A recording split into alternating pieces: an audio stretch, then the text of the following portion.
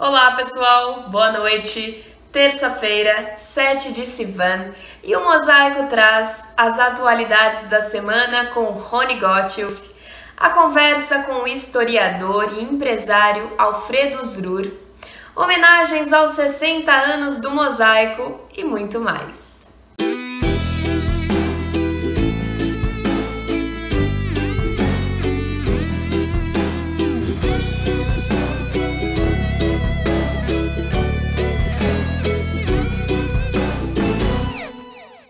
Bem-vindos ao Mosaico na TV, o programa há mais tempo no ar na televisão brasileira. Estamos rumo aos 60 anos e muito felizes com o retorno de vocês.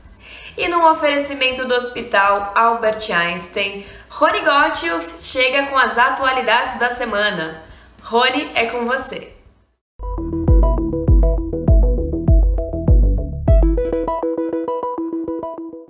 O reinício das hostilidades com Israel, provocado pelo grupo terrorista Hamas que controla a faixa de Gaza, não pode ser comemorado por ninguém. Primeiro, porque sempre há vítimas civis dos dois lados. Segundo, porque fica claro que a lavagem cerebral a que palestinos são submetidos há décadas, via livros escolares e propaganda, funciona e faz com que os palestinos continuem a acreditar que Israel e seus cidadãos não têm direito à existência e não passam de emissários do diabo. Dá para imaginar que os recursos usados para o Hamas fabricar mísseis, de acordo com um estudo internacional, resolveriam o problema de falta de água para mais de 200 mil palestinos? Israel, do seu lado, preferiria gastar em pesquisas médicas o que gasta para derrubar mísseis e evitar ataques contra civis. Se há alguma coisa que se pode comemorar, foram as reações das pessoas de bem. Após as lamentáveis agressões de árabes contra judeus em ruas de Israel e da reação de judeus agredindo árabes, judeus e árabes finalmente apareceram juntos em vários pontos do país, pedindo que todos esfriassem a cabeça. Mais uma nota que tem que ser considerada positiva.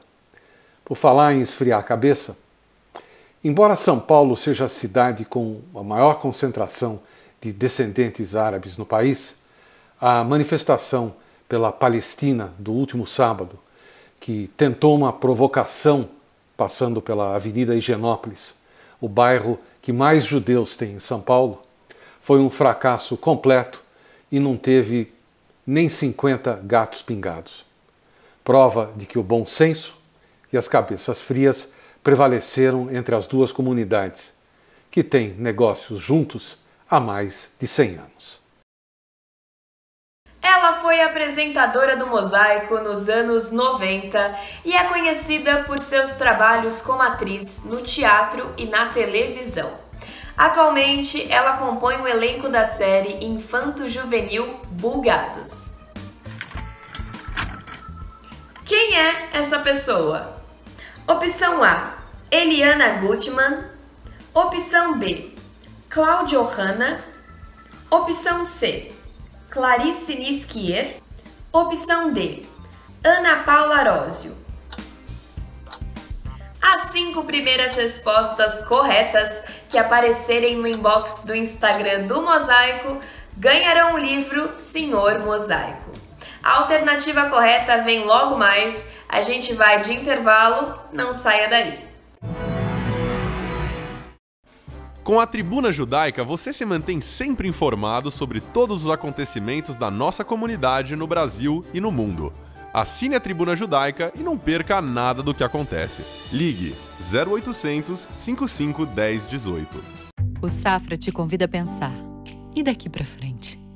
Estar onde se sente seguro é um bom lugar daqui pra frente. Cuidar mais das pessoas, das suas escolhas. Entender que valores importam. Detalhes fazem diferença. O Safra só é o Safra porque está há mais de 175 anos pensando sério no daqui pra frente. Daqui pra frente, repense seus investimentos e conte com os especialistas do Safra. Abra sua conta e invista como especialista.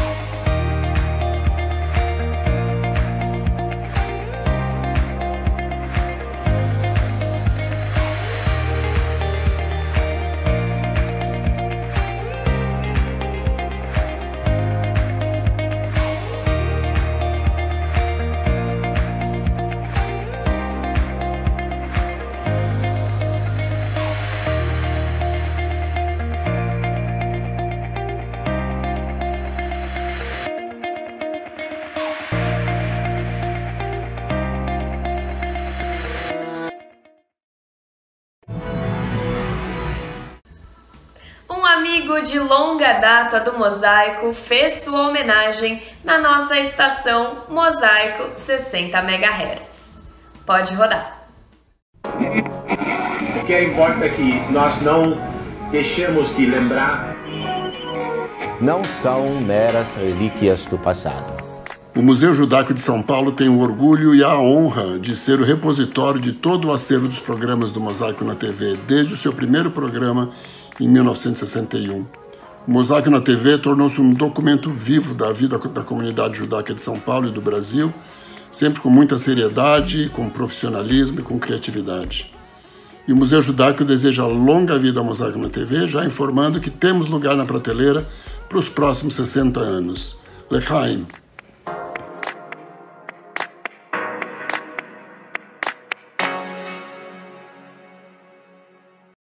Nosso entrevistado de hoje falou sobre um assunto delicado. Acompanhem agora essa conversa. Amigos do Mosaico, nós temos hoje uma entrevista, no mínimo, surpreendente. Nós vamos conversar sobre um assunto que o Mosaico dificilmente, nesses anos todos, abordou, que é a Inquisição. E para conversar um pouco a respeito do que ela foi, o que se sabe, o que se pode falar, o que se tem dito, eu convidei um amigo do Mosaico, Alfredo Srur, que estuda esse assunto. Alfredo, muito obrigado por arrumar um tempinho para conversar conosco. Eu vou começar estabelecendo aqui um pouco o nosso cenário. A Inquisição começou lá atrás com os reis da Espanha, punindo severamente os heréticos. Que consequências isso teve para os judeus que viviam na Espanha e depois em Portugal naquela época?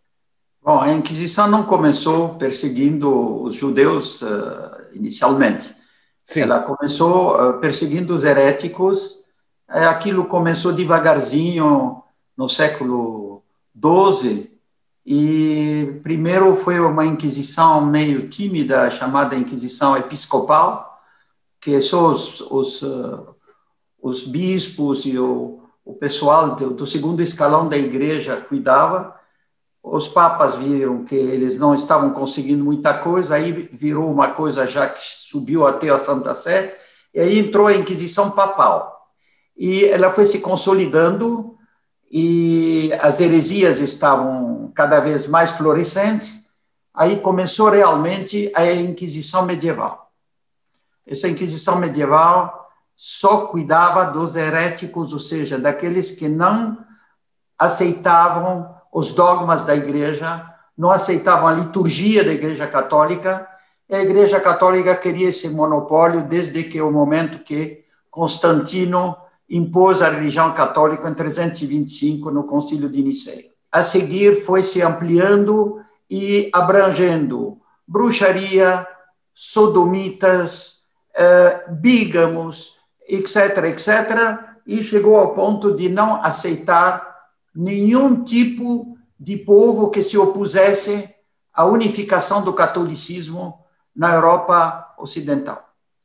E aí começaram a discriminar não só os judeus e os mouros genuínos, mas também os convertidos. Quando você fala de convertidos, nós estamos falando de cristãos novos? Sim, e como tinha muçulmanos novos também, né? Ok, muito bem. Então, resultado, resolveram os reis católicos unificar a crença dos seus reinos, Aragão, Castela e companhia, e instituir uma só fé, a mesma coisa que Constantino tentou fazer no quarto século, início do quarto século. Aí que começou realmente a perseguição de quem? Dos judeus, não. Dos que haviam se convertido e que praticavam o judaísmo às escondidos, que passaram a se chamar marranos, cripto-judeus e cristãos novos, certo? Entendo. E isso daqui iniciou-se na Espanha.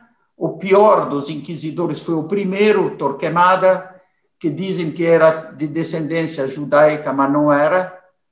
Muitos dizem que era, mas eu pesquisei de todos os lados, ele não era.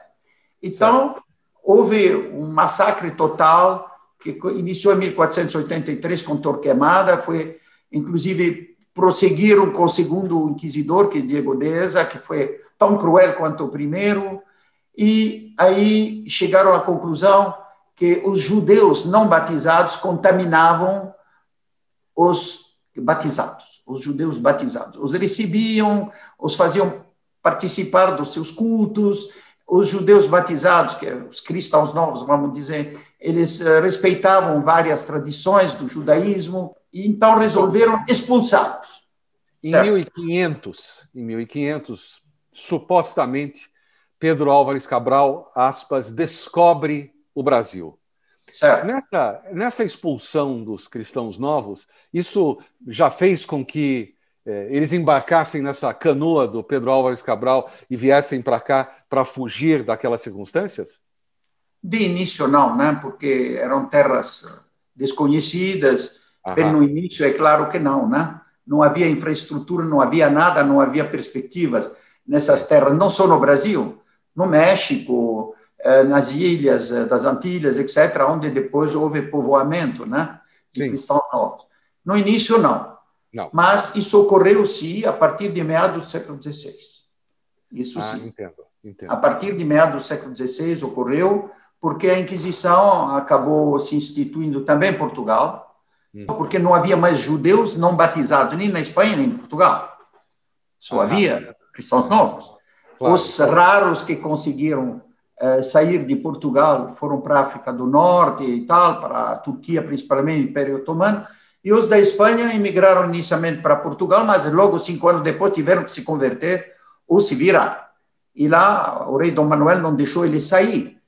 Designou primeiro 4 portos para ele se mandar fora, mas depois fechou os 3 portos e o último, que era Lisboa, ele pegou um apóstata, mestre Nicolau, que pegou um esguicho, quase isso, e esguichou os judeus que estavam lá nos estaus. Falou, agora vocês não vão sair, vocês já são católicos, em nome do Pai, do Filho e do Espírito Santo, e cada um volta para sua aldeia, um abraço.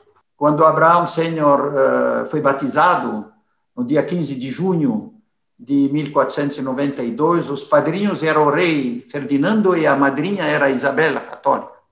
E ele chegou lá na Basílica para se fazer batizar, ele e o genro dele, às 9, 10 horas da manhã, e o rei virou para ele e falou, Abraão, porque Abraão foi aquele que fez o casamento entre Ferdinando e Isabel. O grande rabino da Espanha, Abraão Sênior. E aí ele virou para o rabino e falou, escuta, Abraão, fiquei sabendo que você estava fazendo suas orações hoje de manhã na sinagoga. É verdade? Ele falou, é verdade, majestade, mas hoje de manhã eu era judeu ainda. Então não poderia fazer minhas orações em outro lugar, a não ser na sinagoga, tá certo? E ele passou a se chamar Coronel. A família Coronel existe até hoje na Espanha, os descendentes. E ele teve filhos e parentes que se tornaram arcebispos, etc, etc. Nós vamos fazer uma pequena paradinha para entrar no nosso comercial. Voltamos em seguida.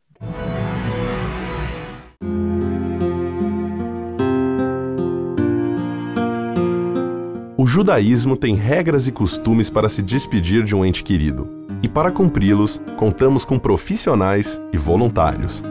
Nós nos orgulhamos muito deles, dos profissionais que compreendem que seu dia a dia é diferente e especial, e dos voluntários, cujo único pagamento é a certeza de estar colaborando com nossas famílias. Hevra Kadisha, mantendo acesa a chama da comunidade. Anuncie na revista mais lida da comunidade, Revista A Hebraica.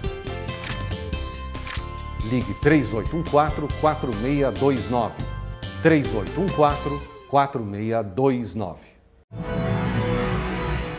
Amigos do Mosaico, nós estamos de volta com Alfredo Sruer, um profundo conhecedor da Inquisição, um assunto que se fala muito pouco e pouco se sabe. Aliás, Alfredo, eu vou começar esse segundo segmento fazendo a seguinte pergunta. Por que se fala tão pouco da Inquisição aqui no Brasil? Especialmente entre judeus, a gente não ouve falar muito. É um tabu, é um assunto que não convém levantar. Antigamente havia problemas em tratar disso? Sem dúvida, Ramiro, sem dúvida.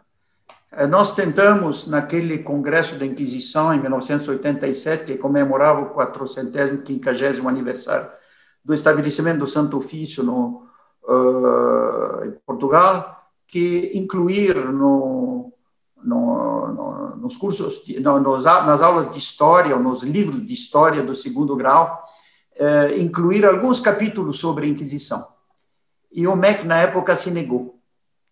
Aham. Inclusive, para todos os efeitos, até meados do século passado, um pouco mais,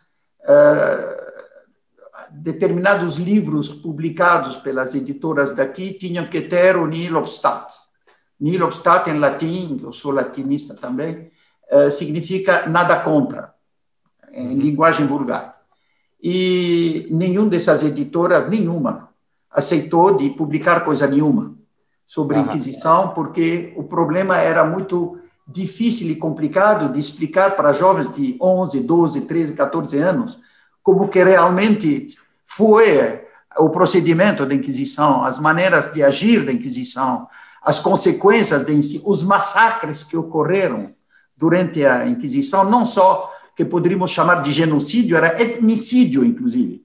Não sei, só genocídio, era etnicídio. O problema é que eles queimavam e eles condenavam cristãos, praticamente cristãos que eram batizados, faziam 1, 2 gerações, e que, portanto, só tinham sangue infecto e acabavam na fogueira por denúncias sem base, sem direito à defesa, nem nada. Então, explicar isso para um jovem de 11 anos, 12 anos, 13 anos, acaba abalando a sua fé no catolicismo. Havia uma pressão, você acredita que havia uma pressão sobre o MEC de parte da Igreja Católica no Brasil? Ou é a formação das pessoas que dirigiam o MEC que impedia esse tipo de narrativa dentro dos livros? Rony, você está me fazendo uma pergunta muito capciosa. Eu não tenho elementos seguros para responder. Mas eu acredito que ambas. Aham. Então havia pressão dos dois lados. Isso mudou nos últimos anos? Mudou de certa forma. Eles são muito mais, agora, digamos, o MEC, etc., são muito mais tolerantes, muito mais flexíveis. Os anos se passaram.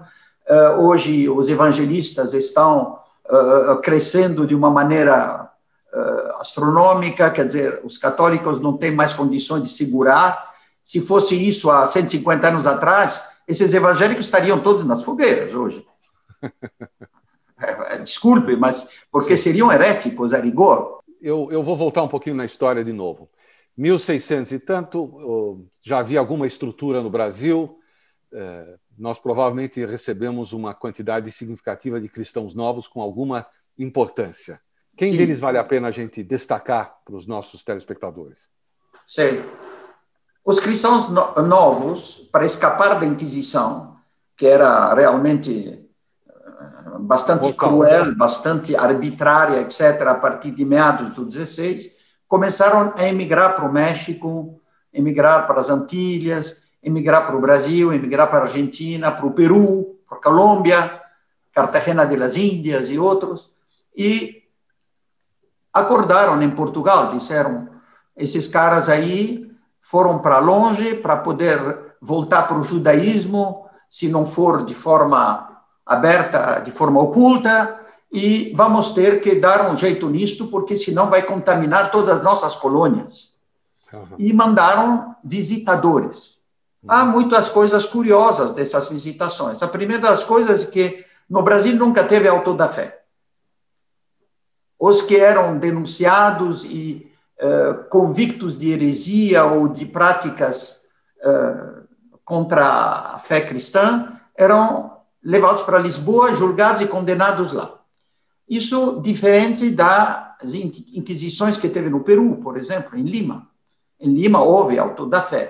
Em Cartagena de las Índias, na Colômbia, houve também auto da fé. No México, houve auto da fé.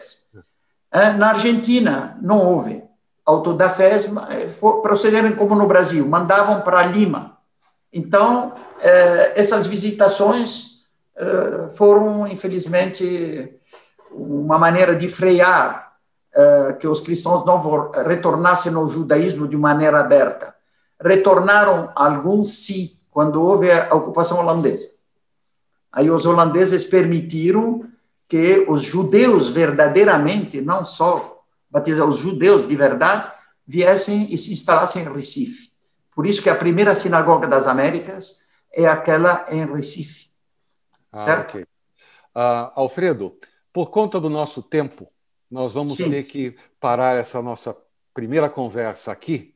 E eu estou me lembrando de uma frase que o saudoso Júlio Gouveia dizia, que esta é uma outra história que fica para uma outra vez. Porque eu gostaria de voltar ao tema e aos personagens, aos cristãos novos que nós sabemos que são pessoas famosas na história do Brasil e que não sabemos que eram judeus ou que tinham se convertido à força e vindo para cá. Nós tivemos, aqui em São Paulo, certidões de limpeza de sangue que foram emitidas pela Cúria Metropolitana de São Paulo até meados do século XX. E isso daqui seria objeto realmente... de uma outra conversa. Pois Exato. Se você fizer mais um parênteses desse, eu fico sem assunto para o próximo papo. Encerrei. Alfredo, muito obrigado pela sua disposição a conversar conosco. Um pouquinho mais à frente, nós vamos voltar. Eu lhe desejo boa sorte. Eu sei que a sua senhora estava passando por uma pequena intervenção e eu espero que tudo dê certo. Muito obrigado. E agora, um tema querido de um dos musicais de maior sucesso na Broadway, Um Violinista no Telhado, com o violino de Itzhak Perlman.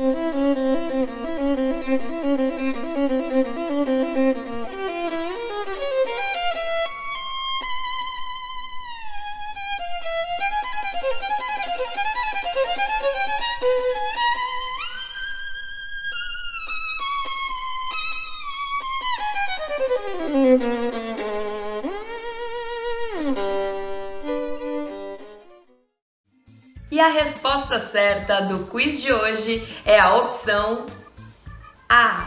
Eliana Gutmann, conhecida por seus trabalhos como atriz na TV e no teatro, já foi apresentadora aqui do Mosaico nos anos 90.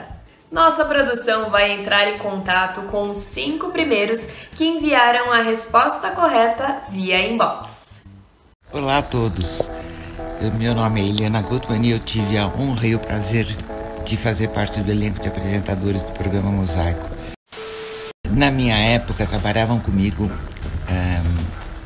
o Edmundo Câmara, o Alberto Danon e o Ricardo Gouveia, que Deus o tenha, que escrevia as nossas pautas. Trabalhar com essa equipe foi sensacional. E eu me lembro uma época que o seu Francisco viajou e a gente deitou e rolou. A gente entrevistava quem a gente queria, usava o tema que a gente queria. A gente aproveitou que o patrão não estava e fizemos uma farra. E foi muito legal, foi muito bacana. Eu tenho muitas saudades do programa Mosaico daquela época e parabenizo de verdade ao Rony por manter esse legado do seu Francisco. Então, um beijo grande para vocês. Vida longa ao Mosaico.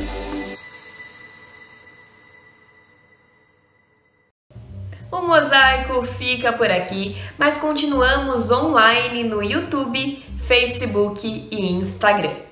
E na próxima sexta, acenda as velas de Shabat às 17h10. E quando tudo se normalizar, o Kabbalat Shabbat do Beitel, Rua Caçapava 105, espera por você. Se cuidem, até o próximo programa. Shalom Mosaico!